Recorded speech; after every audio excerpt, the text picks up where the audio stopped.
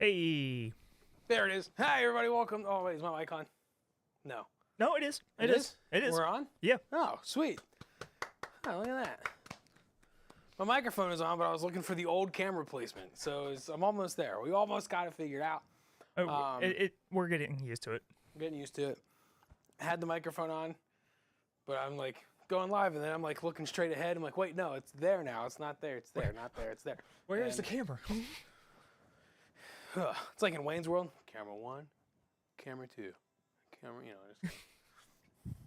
I think Wayne's World tackled the whole, like, figuring out how to be on a TV show thing pretty well. Mhm.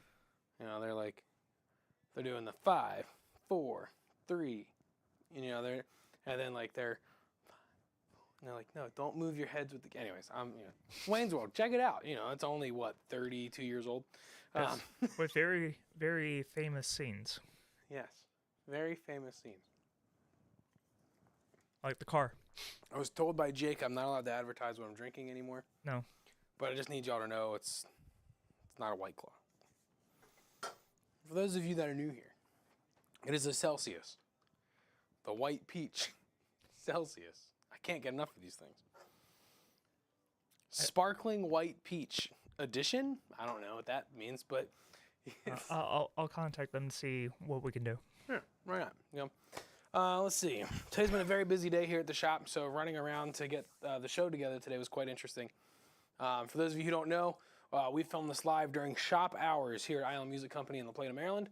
And, what that means is while I'm also doing everything you do that when you manage a music store, I also have to find time to, like, grab everything, pick what we're talking about, get all the info for it. And a lot of times that happens just hours before the show. Yeah.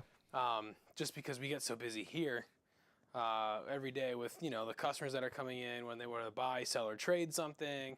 Our service department needs tickets written up, like things like that. So it becomes quite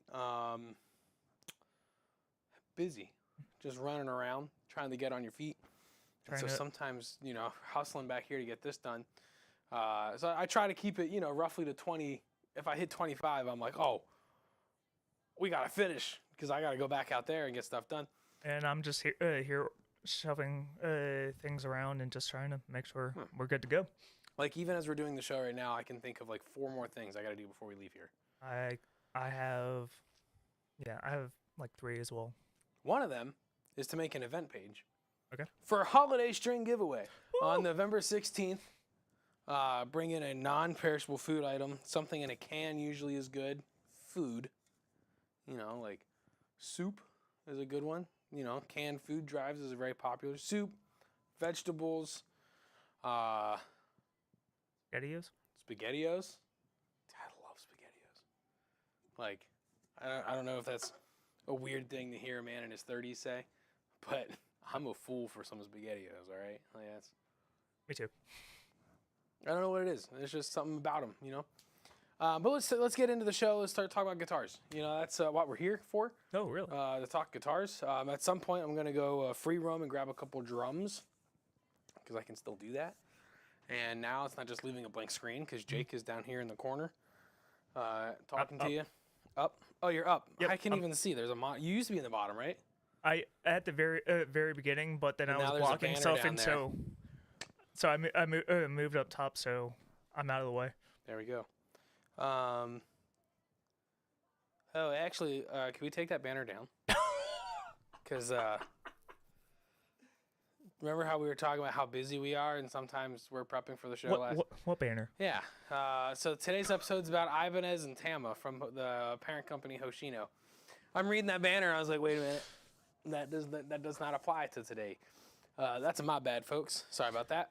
Like I said, too. Very busy running around today. Wearing many hats today. So we're going to keep this as short and sweet as I can while also still making good quality content and having fun. So Jake's up here in the corner, this corner. Yep, there you go. I'm figuring out how to look at myself in a mirror because, I spent 30-some years never doing that apparently. So we're going to talk about these guitars, and then we're going to run and grab a couple snare drums because a whole drum kit would be a little cumbersome. So this here is the SR600 from Ibanez. The SR600 is a phenomenal bass for anyone looking to land in that like mid-range area of bass playing. So Ibanez has basses you can get for, you know, $300, somewhere in that price range. The Ibanez Geo series, I think they start at $250, like $230, $250. So you're looking to get into playing bass, you want to start well. The Geo series, the SR 3, 4, 5 series, 300, 400, 500 are all very good basses. They come with the Ibanez style pickups, usually really nice, comfortable necks, fun finishes. Like, they look great, they feel great. Those are some of my favorite instruments. But when you start reaching things like the 600 series and up, you get better quality wood for the bodies. You move into things like roasted necks, the switching system between active and passive, which some 400, 500, 300 series do have that, but not all of them. You get into the Nordstrand pickups. These ones are called I had to write them down. The Nordstrand Big Break. And so you can see, actually I can move closer. On a lot of basses and guitars, you have your magnets that move. They would usually be, you know, 2 lines parallel. But you can see they do this staggering. And when you move to your lower strings, they're higher in position. Try totaling a little bit more. There. Or that works too. Yep. So you can see how the pickups are aligned in a different way. And a part of that is because there's the plastic over the pickups. But those are the big break pickups. And what they do with that is the positioning in the magnets help you get the space that you need in the sound, help you find the tone that you need in the sound, and help just craft that sound that Nordstrand is known for. But while we're on basses, we're going to take a step up and go to another series here. This is still an SR series bass, but here we are getting into the SR5F MDX2. Ibanez has very long and clever model names, and sometimes you read them, and sometimes I read an Ibanez model number, and this is no disrespect to Ibanez, they make phenomenal instruments, but sometimes I read an Ibanez model number and I have to ask myself, do I know how to read? Like, you're reading these and you're like, did I say that right? SR5F, you know, I want to say F5, you know, but it's not a, you know, it's a bass. So this one here is one of my favorites in the shop. I think they used to make a 6-string version of this, but I just like the way this looks. I like the way the ash down the middle, the flame maple on the sides, the Nordstrand pickups with the wood covers really help bring the whole look of this instrument all together. The body on this one, I think it's a mahogany body. Yep, mahogany. And then this uses a 5-piece neck. It's an atlas-shaped neck, and this uses Purple Heart and my favorite Ibanez tone wood, Panga Panga. This is from the Premium series. Phenomenal. It's a gorgeous-looking bass. I really like this. Phenomenal. Active pickups. Well, active electronics. I think the pickups in this one of them. It might have been, which one was it? One of these was passive. In the SR600, they're passive. It's an active EQ, but it's passive pickups. And I think it's the same situation here. Ibanez likes to use their active EQ on their instruments. So, let me check off the ones I've done, just so I don't turn around and grab it again. So as you can see, Ibanez makes all kinds of guitars and basses and all kinds of fun colors. They stand out. There's a whole array of everything that they do. As I'm saying this, I realize I have 2 instruments with like the same blue fade finish on there, which I was not aware of when I was grabbing them. I just goes like boom, boom. No, it's not exact though. That the one on the right here is a little bit more. You can see the natural. Yeah. What was the body wood on that? Did I say that one? Oh yeah, ash body. And that had a 5-piece Jatoba neck, which is really nice. But we're gonna jump over to, let's grab this acoustic here. Ibanez makes some of my favorite acoustics for under, honestly, I would say under $1,000, but let's be honest, for under $500-600. If you are brand new to wanting to play acoustic guitar, Ibanez is phenomenal. They don't all look like this. So if you want something in the more natural side of color, whether it be like a mahogany or a spruce top. They make all that, and they're usually $300-400, and they're phenomenal guitars. They make starter packs in the like $200 to $300 price range. These guitars come with one of my favorite preamp systems. Ibanez has this tuner on here that as you're tuning it, the whole thing slides back and forth. I feel like I'm playing a little arcade game. I feel like I got my Nintendo Switch with me. But really, I'm just tuning a guitar. It's a lot of fun. But they make guitars with all kinds of fun finishes. I didn't get the name of this one before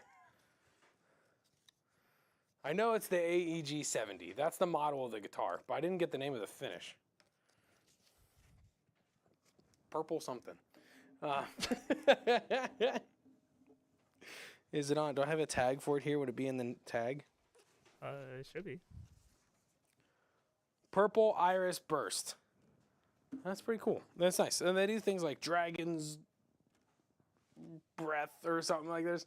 There's one about a dragon. I don't know. Renaissance Festival? What? What? Huh? Sold out? What? No, this is in stock. The Renfest is sold out. This is in stock. I'm holding it. Duh. You know. So yeah, the AEG 70. Ibanez across the board makes a lot of phenomenal acoustic guitars, and I think what's really cool about Ibanez is there are a lot of people that don't think acoustic guitars when you talk about Ibanez. They think electric guitars and basses. They think Joe Satriani. They think Paul Gilbert. Steve Vai. Korn. Because remember, like for a while, all they did was play Ibanez. Mm-hmm. You used to go to music stores and there'd be like these huge display models up that had all the guys from Korn on it.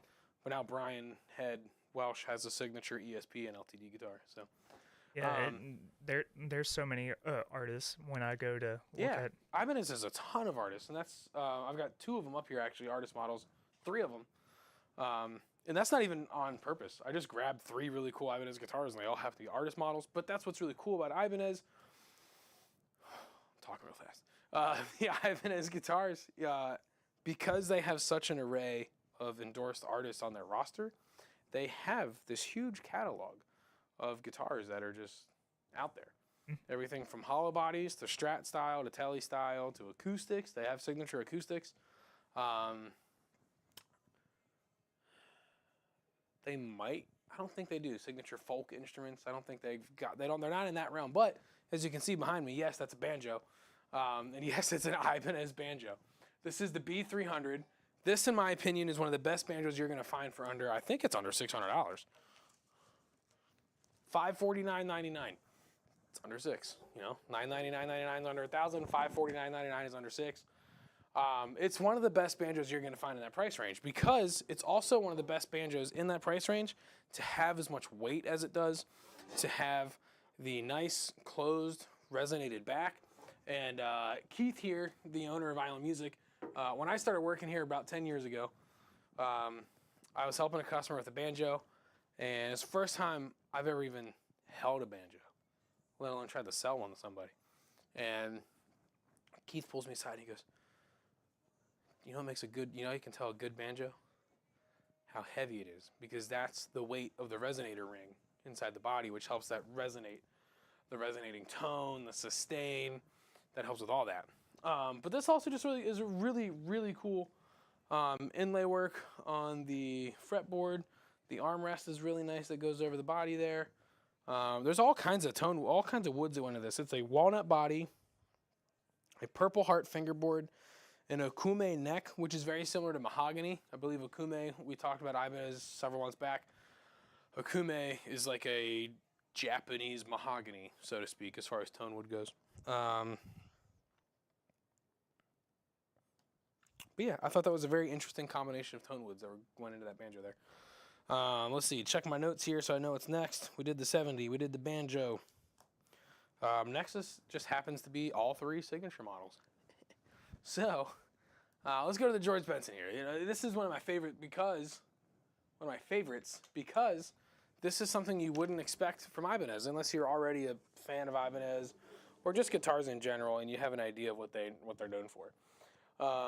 So Ibanez, I'd say a majority of their artists are hard rock and metal, but you get folks like George Benson, mm-hmm. who is not hard rock and metal at all. But Ibanez endorses quite a few artists that are like jazz, R&B, all kinds of stuff like that. And it's really cool because these guitars are really nice too, especially if you ever get a chance to hold a George Benson guitar that was made in Japan. Oh, it makes you want to buy a hollow body guitar.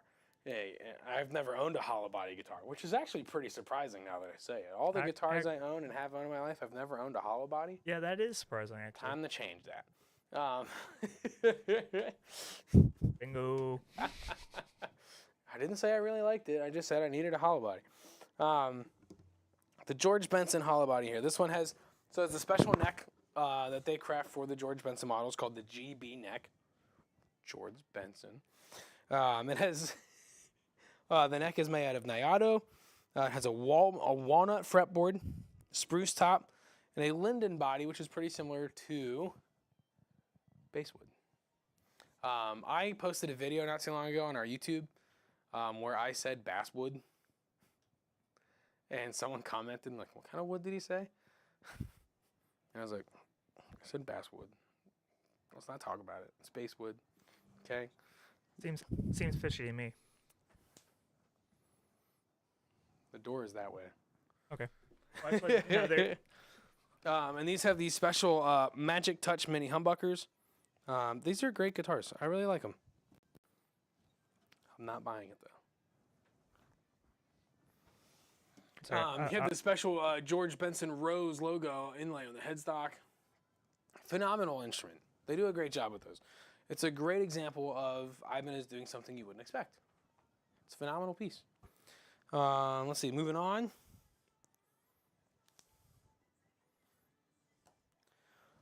We've talked about his acoustic guitar, the, I forget the model number because it's like I know it's a TOD something, but I don't want to mix it up with the electric model here. But this guitar is honestly one of my favorite guitars Ibanez has come out with in a while. Roasted maple neck, the Tree of Death inlay, which is also on his classical body guitar. Fishman Fluence, Tim Henson signature series pickups, a Goto bridge. This gorgeous silver finish on this guitar is amazing. Locking was at Goto tuners. This guitar is one of my favorite guitars to come out of Ibanez in a long time.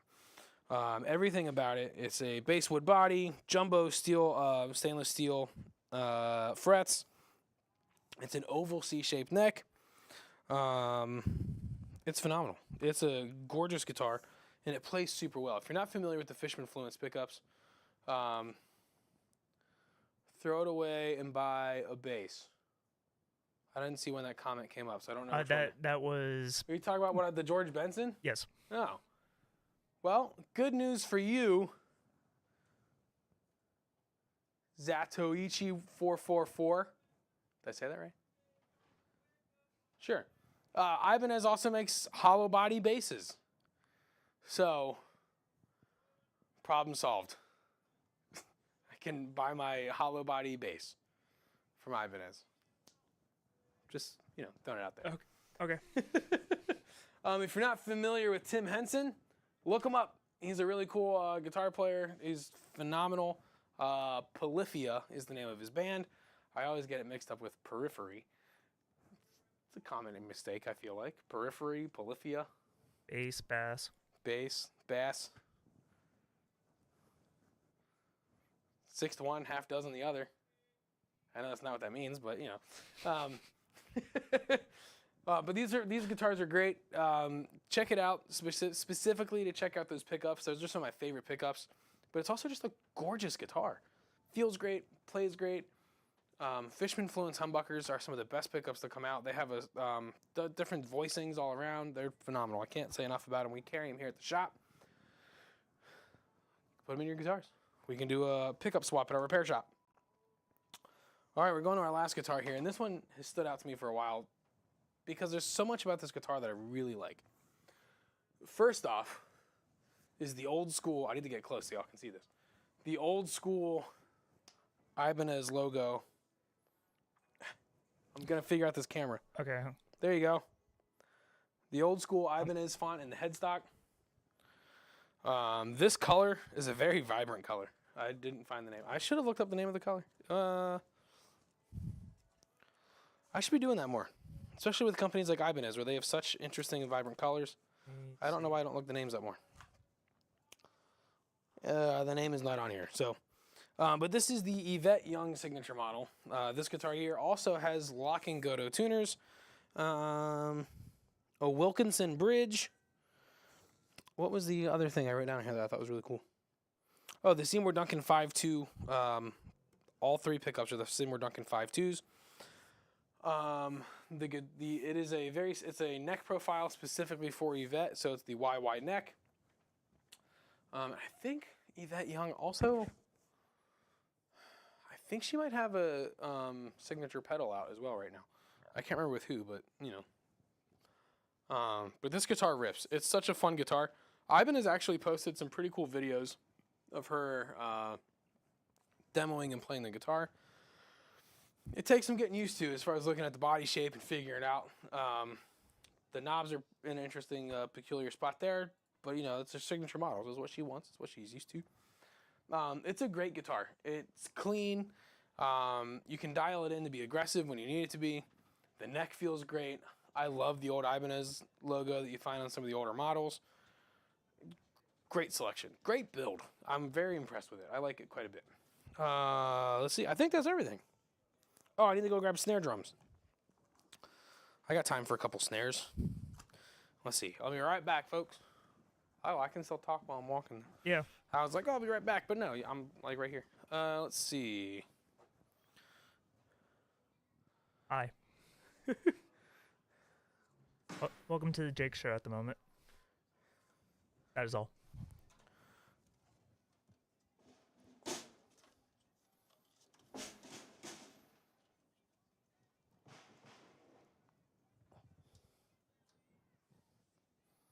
Oh, jeez. It was heavier than I expected. But of course, I grabbed 2 metal snares. All right, so this first one here. This is a cool snare.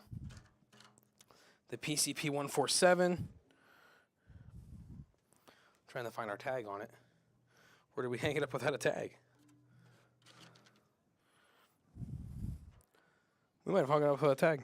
But it comes with the Evans G1 for the batter, a snare side 300 for the Rezo. Was that 14x7? Yeah, 14x7. So nice deep resonant tones coming out of this. And let's see here. Oh, look at Keith. What up, Keith? Keith, this is my favorite Ibanez guitar. The Starphonic and the copper finish here. This guitar. I'm tricking myself up now. See, Keith said good job, and I'm like, oh, this guitar. No, it's a snare drum. But yes. I was wondering where that was going. Me too.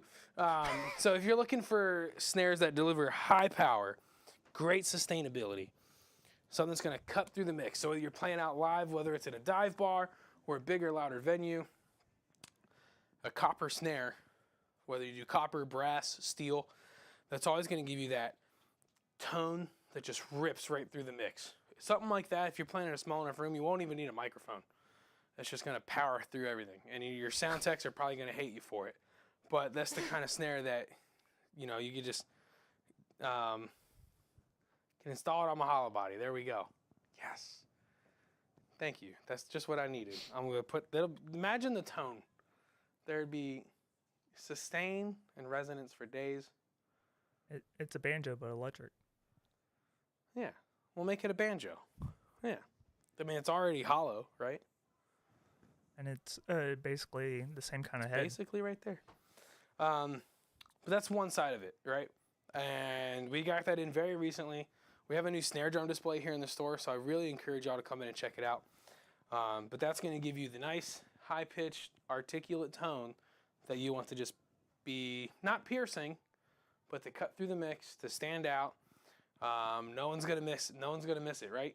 With a snare like that, no one's going to miss clapping on 2 and 4, all right? They're going to find it the whole time. That's the PCP 147, right? Yes. That is 700. 700. All right. Not bad. It's phenomenal snare. And then this one here I'm surprised we still have, but I think it's just because we had to redo the display and nobody saw it. This is the Lars Ulrich signature snare. Looks like the toolbox from the back of your truck. This thing here, let me see. Jake, are you able to look this one up for me? Yep. It's the LU 1465N. LU1465N. I just want to get the exact material on this correct. So yeah, for all you Metallica fans out there, this thing, let me get out from behind it because I feel like the microphone is picking up the resonance from inside the snare drum head. This one comes with Remo heads because this is what Lars uses, is Remo heads. I don't know how well that sounded, but I was using my fingers, but you know, it's tension's all there. It's all tuned up pretty well. Star Classic snare wires. There's a good weight to it, which I like because when you start getting into snare drums that are using metal shells and they're heavier, remember what we were talking about in the banjos, right? So in a banjo, something with a heavy weight means that it has a very good resonant ring on it. So that increases sustain, it increases the output of it, the resonating tone of it. So apply that same principle to snare drums in general, but particularly snare drums. When you start getting into copper, brass, steel, all these different types of metals and alloys for snare shells, you start getting better resonance, better sustain. Typically your snares that have more of that high-pitched cracking tone is going to be something with a double-ply snare drum head and a metal shell. These two options here, I don't have a way to like... what are you looking for? I was wanting to get the exact material that the shell is made out of. Okay. Just because it has that, the chrome-plated thing around it. That was what the shell was made of. 3 millimeter diamond-plated steel. Okay, cool. So the whole thing is steel. Sweet. So, between these two snares, if you're looking for a way to, like I said, stand out in the mix, have that high-pitched cracking sound that snare drums are known for, or, you know, renowned for, really, these are great ways to go. Any Tama snare is going to get you there, but we just happen to have these ones in stock, and I thought they were really cool, so I pulled them off the shelf real quick. So come on in, check out our snare drum display, because they are available. So you can come on in and ask for myself, Brian. I'm trying to think who all knows their way around snares pretty well at this point. Me, Brian, Tanner, our service tech, is a drummer as well. And then anyone here can help you. But if you really want to get into the nitty-gritty of, you know, how all the different parts and components play into what makes a snare drum and make it, you know, resonate and sing the way it does and impact the way it does, I love to talk this kind of stuff. I know I talk about guitars every week, but I've been drumming since I was 5. So I've been drumming for like 16-ish years. So if you ever want to talk snares and how to like beef up your snare and clean it up, fix it up, I'd love to do that. So come on in. I'll walk you through all the snares we have on the display if you want to. We'll find the right heads for you. We'll change your snare wires, whatever you want to do. We'll get it figured out. But I am looking at the time, running a little over. So real quick, we'll run through the guitars and we'll wrap up. Don't forget, November 16th is our holiday string giveaway. We'll be here all day restringing guitars for free as long as you bring at least one non-perishable food item. You get one guitar restrung for free. All donations go to the Lifestyles Incorporated here in La Plata, Maryland. So we also thank them for all the work that they do. And I know for sure as of right now, we'll have Neil Zaza here doing a little workshop concert for us. Stay tuned for some other guests as well. And let's wrap through these guitars and we'll mosey on out of here, as they say. This one here is the SR5FMDX2. Again, sometimes you read the Ibanez model numbers and you ask yourself, can I read? That one's really cool there. Again, remember that's a really cool, the Nordstrand pickups, but also the ash going through the middle with the flame maple on the sides. Phenomenal work there. This is the TOD10, the TOD10. The classical is the TOD10N for nylon, because it's a classical acoustic. Yeah, anyways. Tree of Death inlay, Tim Henson signature Fishman Fluence humbuckers. The Godo Bridge, Godo locking tuners, gorgeous silver finish. The AZ, it's a special Tim Henson body shape, but it's based off of the AZ size. And it comes with the roasted maple AZ oval shaped neck. The AEG 70 purple iris burst, gorgeous flame top on there. Comes with a really cool Ibanez electronic preamp system. I remember Ibanez acoustics under $500-600. In my opinion, some of the best acoustics that you can start out with. Those necks are so comfortable to any hand. They'll fit really well. This is the Ibanez B300 acrylic inlay, but it's a gorgeous design. It's got that nice heavy resonant ring. So remember that. It's the resonator back, the ring in there. And this had the few different types of walnut body, purple heart fingerboard, and the Okume neck. Gorgeous work on the headstock as well. The George Benson, this was the 10, the GB10 EM. So special George Benson neck shape. What was it? The spruce top linden body, very similar to basswood. A Nayato neck, walnut fretboard, Magic Touch mini humbucker pickups, George Benson Rose logo on the headstock, and the really nice floral type pattern there on the tailpiece as well. The Yvette Young, the Ibanez YY10.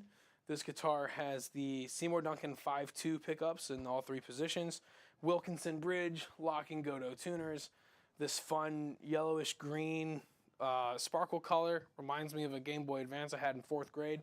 Oh, and bring back. Yeah. The best handheld. My favorite little detail possible is just the old school Ibanez logo on the headstock. And then the SR600, this with the ash body, Nordstrand pickups, active EQ but passive passive pickups. What did I say the neck was on that? I'm gonna go with Okume. Am I right? Jatoba. Dang. 5-piece Jatoba neck. That's pretty cool though. Nordstrand pickups, ash body. Yeah, that was it. And then again, the 2 snares. So come on in, check out snare drums. Check out everything Ibanez has to offer. We also have a ton of not a ton. A good amount. A good selection of Tama drum kits. So come on in, check those out as well. Tama hardware is some of my favorite hardware. I should have said this before. I've been playing drums in a regularly gigging band for about 5 years. And at the start of this band, I didn't go out. I went right over there. And I bought a full set of Tama Stage Master or Road Pro. I think it's a mix. But Tama hardware. And in the 5 years I've been playing with this band, probably 4, not as much now. We've slowed down, but we were playing like 4 or 5 shows a month for a while. I've never had a stand break. I use the Speed Cobra pedals, never had the pedal break.